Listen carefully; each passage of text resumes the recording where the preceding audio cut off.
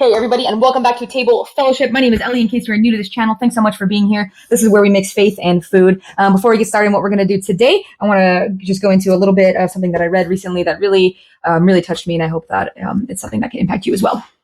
So recently, I read the story in the book of John, and it's one that I've read over many times, and probably just this part never clicked to me, right? And if anybody has been reading the Bible for a while, I'm guessing the same thing happens to them, right? But we're going to be in John chapter 9, verses 1 through 3, and then I'll jump a little bit to something after that, right? But John chapter 9, verses 1 through 3. As he passed by, he saw a man blind from birth, and his disciples asked him, "Rabbi, who sinned that this man or his parents, that he was born blind?" Time out. So what do the disciples do here? Him being Jesus, and the disciples are walking by, and they see a man who's has been blind since birth, right? And immediately, and this is Jewish tradition and belief in that time, right? That if somebody has a condition that they were born with, then it was either they did something to deserve that, which is interesting if they were born with it, or their parents did something for that child to deserve that. Both make my head spin when you think about it, right? And so Jesus answered, and this is verse 3 here. Jesus answered, "It was not that this man sinned or his parents." Jesus just stops that right there. He's like, nope, not what happened. And then he continues with, "But that the works of God might be displayed in him." Ooh, that's the part that shook me to my core when I read it. That's tough to read, right? So the disciples are saying, all right, either he sinned or his parents sinned for him to have this condition. And Jesus said, no, neither, but that the works of God may be displayed in him, right? Because you see, what happens next is Jesus talks about how he is, we need to be doing the work of God while he's still in the world and while it is still light, right? And Jesus is the light and the night is coming, right? And then when he moves on, we move on to verse 6. He said, having said these things, he spit on the ground, made mud with saliva, gross. And then he anointed the man's eyes with mud and said to him, "Go wash in the pool of Siloam," which means sent. So when he went and washed, he came back seeing. So Jesus heals this man to give God the glory and only God the glory, right? Not the man the glory, not the disciples the glory, only God the glory. And he tells the disciples, look, this man had this condition from birth for this exact moment at this exact time where I could show you the healing power of God. And he spit on the man's eyes spit on mud and put it on the man's eyes and healed him like that. Just amazing. And in a most kind of disgusting and humble way. No glory about it, no friff and fraff about this miraculous healing, right? So it really, it touched me reading that, right? Like some things that we go through, or some things that maybe you have or other people you know have, God is going to use them for his glory. So I hope that encourages you. There's some food for thought. Now let's prep some food.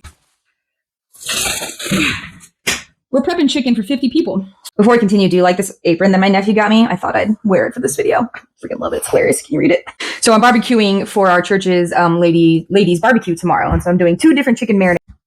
As always, the recipe for the marinades will be in the description below. This one here is a Tangy Soy marinade. It's interesting. The ladies are split 50-50 on which of the 2 marinades they like better. So make them and then let me know.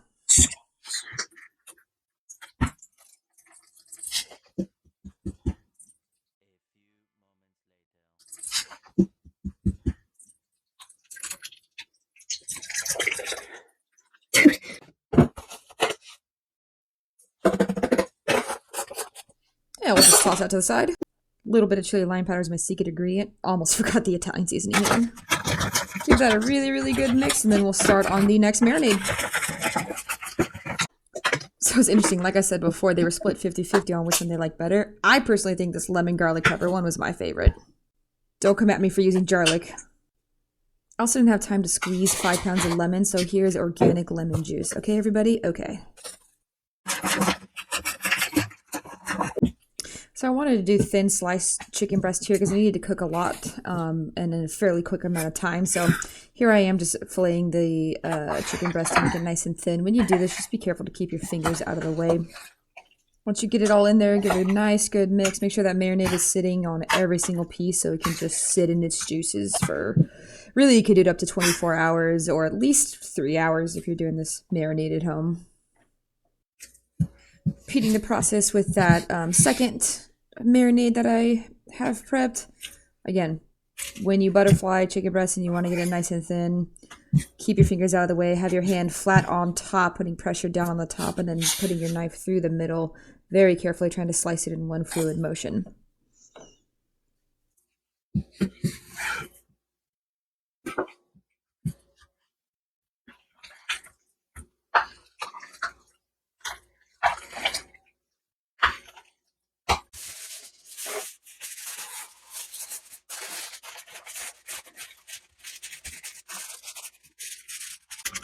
Make sure you clean up your mess. So there you have it. We have the chicken marinating. It's prepped. I'm going to go drop it off at the church fridges. We're going to grill it tomorrow. So stay tuned for part 2.